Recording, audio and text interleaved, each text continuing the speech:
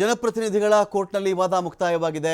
ಮಧ್ಯಂತರ ಜಾಮೀನಿಗೆ ಒಂದು ಕಡೆ ಅಶೋಕ ಹರನಹಳ್ಳಿ ಅವರು ಮನವಿಯನ್ನು ಮಾಡಿದ್ದಾರೆ. ರವಿ ಅವರಿಗೆ ಬೇಲ್ ಕೊಡಬೇಕು ಅಂತ, ಸಿಟಿ ರವಿ ಅವರಿಗೆ ಬೇಲ್ ಕೊಡಬೇಕು ಅಂತ.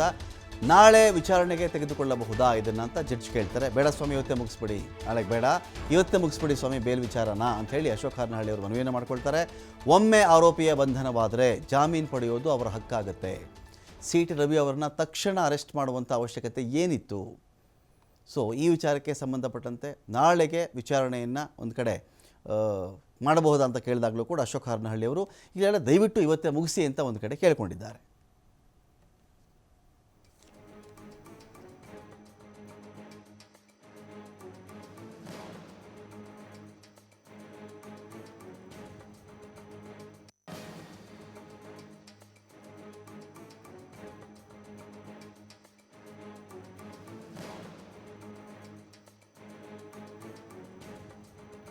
ಇದರ ಬೆನ್ನಲ್ಲೇ ಸಿಟಿ ರವಿ ಅವರ ಕೇಸು ವಿಚಾರಣೆ ನಾಳೆಗೆ ಒಂದು ಕಡೆ ಮುಂದೂಡಿಕೆ ಆಗಿದೆ.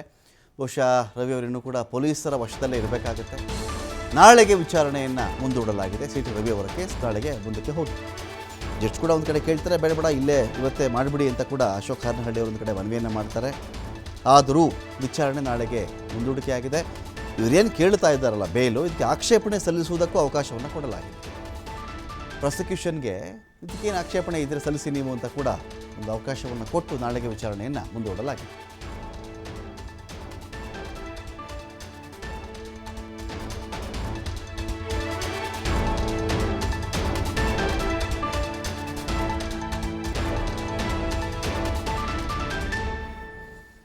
ಜನಪ್ರತಿನಿಧಿಗಳ ಕೋರ್ಟ್ನಲ್ಲಿ ಅರ್ಜಿಯ ವಿಚಾರಣೆ ಒಂದು ಕಡೆ ನಡೀತಾ ಇತ್ತು. ಅದು ನಾಳೆಗೆ ಒಂದು ಕಡೆ ಮುಂದೂಡಿಕೆ ಆಗಿದೆ. ಹೈಕೋರ್ಟ್ನಲ್ಲಿ ನಾವು ಚೆಕ್ ಮಾಡಿಕೊಂಡಾಗ ಅರ್ಜಿ ವಿಚಾರಣೆ ಮುಂದೂಡಿಕೆ ಒಂದು ಕಡೆ ಆಗಿದೆ ಅಲ್ಲ, FIR ರದ್ದು ಕೋರಿ, FIR ರದ್ದು ಮಾಡಬೇಕು ಸ್ವಾಮಿ ಅಂತ ಕೋರಿ ಅದರ ಬಗ್ಗೆ ಕೂಡ ಒಂದು ವಿಚಾರಣೆ ಆಗ್ತದೆ. ನೋಡಿ, simultaneously at a time Belagavi ಕೋರ್ಟ್ನಲ್ಲೂ ಇವರೇ, ಸೆಷನ್ಸ್ ಕೋರ್ಟ್ನಲ್ಲೂ ಇವರೇ, ಜನಪ್ರತಿನಿಧಿಗಳ ಕೋರ್ಟ್ನಲ್ಲೂ ಇವರೇ, ಹೈಕೋರ್ಟ್ನಲ್ಲೂ ಇವರೇ, ಎಲ್ಲ ಒಂದು ಹೈಕೋರ್ಟಲ್ಲಿ ಏನು ಹೋಗಿದ್ದಾರೆ ಅಂದರೆ ಯಾವ FIR ಇವ್ರ ಮೇಲೆ ಆಗಿದೆಯೋ ಅದನ್ನೇ ರದ್ದು ಮಾಡಿಬಿಡಿ, ರದ್ದು ಮಾಡಿದ್ರೆ ಮುಗೀತಲ್ಲ.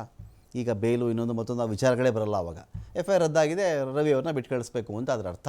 FIR ರದ್ದು ಕೋರಿ ಹೈಕೋರ್ಟಲ್ಲಿಯೂ ಕೂಡ ಒಂದು ಕಡೆ ವಿಚಾರಣೆಯಲ್ಲಿ ಆಗ್ತಾ ಇದೆ.